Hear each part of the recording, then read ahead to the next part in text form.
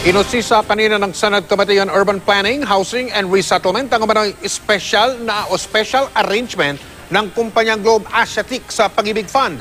At yan ang dahilan kung bakit daw napautang ng pagkalaki-laki ang naturang kumpanya.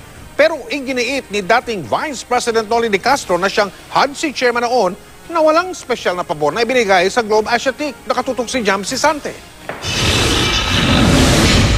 Humarap sa pagdinig si dating Vice President Noli de Castro na dati ring Housing and Urban Development Coordinating Council o HODC chairman. Giit niya, wala raw special treatment na ibinigay ng pautangin ang Globe Asiatic ni Delphine Lee ng mahigit 6 na bilyong piso mula sa Pag-ibig. Walang special treatment, only special program dahil yung project po ay township. May simbahan, may munisipyo, may high school, may palengke. Ako'y naniniwala po na every time humaharap ang management sa board ng Pag-ibig, may due diligence sila sa kanilang gustong mangyari. Pero sa pagsasalarawan ng kasulukuyang President at Chief Executive Officer ng Pag-ibig, base sa mga minutes ng board meetings noon ng Pag-ibig, nagkaroon ng anyay special arrangement ang Globe Asiatic sa Pag-ibig. Ano yung mother agreement with Globe Asiatic which makes it special? Bakit special or paano naiiba yung 2009 na arrangement with the Globe Asiatic? So, yung pong iba na window 1, meron silang buyback period na 2 years. Sa Globe Asiatic po under the MOA, naging 5 years. By that time na you gave Globe Asiatic this preferential and special relationship with the Pag-ibig Fund, ano na siya nun? Ano ng reputation niya sa developer nun? Sa akin po mga nakalap, in fact, at mga around that time po, ay may mga awards pa po yung developer na outstanding developer. Tapos chinecheck naman po namin siya sa regulatory agency.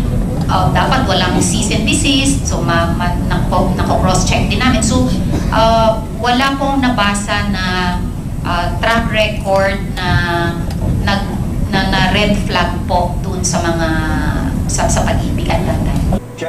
Pero giit ni De Castro, dumaan daw ang loan ng Globe Asiatic sa masusing proseso. Meron din daw ipinataw na karampatang kondisyon. Dagdag pa ni De Castro, paalis na raw siya sa posisyon nang pumutok ang kontrobersya.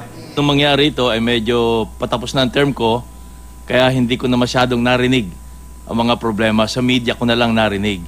Kasi patapos na nga, ang tao ay walang iniisip na nung kundi ang eleksyon dahil May 2010 na.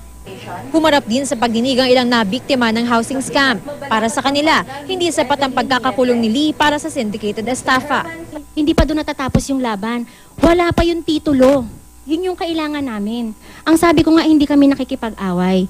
Sana lang makuha namin yung nararapat na para sa amin. Hustisya, pangalawa yung titulo.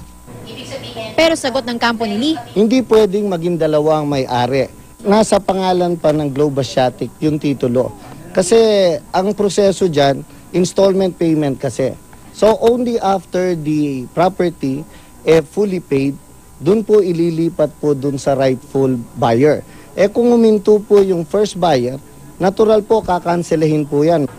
duda naman ang chairman ng komite sa ginawang pagpapautang ng Pag-ibig ng napakalaking halaga sa Globe Asiatic. Halos 200 ng developers ang qualified under window 1, kaya kahit sa among anggulong tignan ay mukhang may special accommodation o special treatment ang Globe Asiatic ng mga panahon na yon. At ang gustong tignan ng committee kung saan nagkamali, kung saan na sumabog itong scam na ito. Naglabas na ng sabina ang komite para kay Lee para papuntahin ito sa susunod na pagdinig. Jam Sisante, nakatutok, 24 oras.